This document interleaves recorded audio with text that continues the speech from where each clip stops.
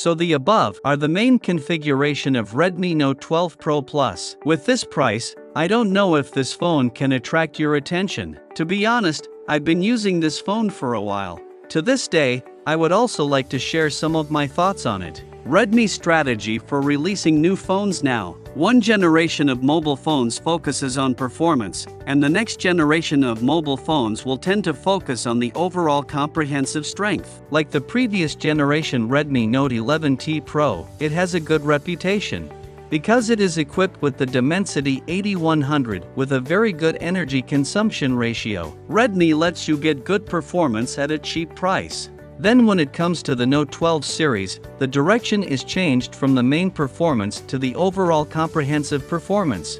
On the outside, even though it still has a plastic bezel, and that highlights the cheap screen stand, but compared to the previous generation, you can see that its border width is better controlled. Without the big chin, the whole is more harmonious and beautiful. Glossy glass material of the back cover, Redmi even did it with a ceramic texture in some angles. This is a plus point for me, because I really think it looks good. Of course, on the fuselage, you can also find Redmi Note 12 Pro Plus retains the 3.5mm headphone jack, infrared remote control, and symmetrical dual speakers. I also like the screen. The visual sense is clear and transparent, and there is a high-frequency dimming of 1920 Hz, which is more eye-friendly at low brightness. But the disadvantage is that its system animation fluency is worse.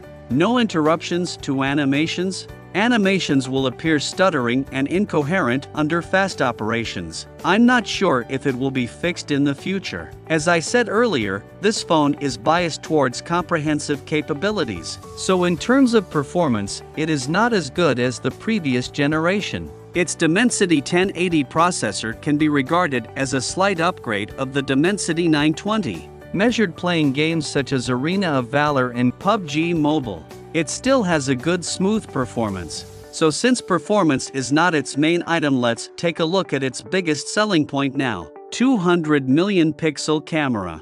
In this mode, you need to enter the camera, click more, and select the ultra clear mode. Switch from its default 50 million pixels to 200 million pixels. The measured imaging speed of 200 million pixels is not very slow. Obviously, it will not drag down the imaging speed because it uses a mid-range chip. A 200 million pixel photo is about 20 megabytes in size. Check out our previous comparison videos. You can see that the performance of this phone in high pixel mode can be said to be comparable to the 100 megapixel Samsung S22 Ultra.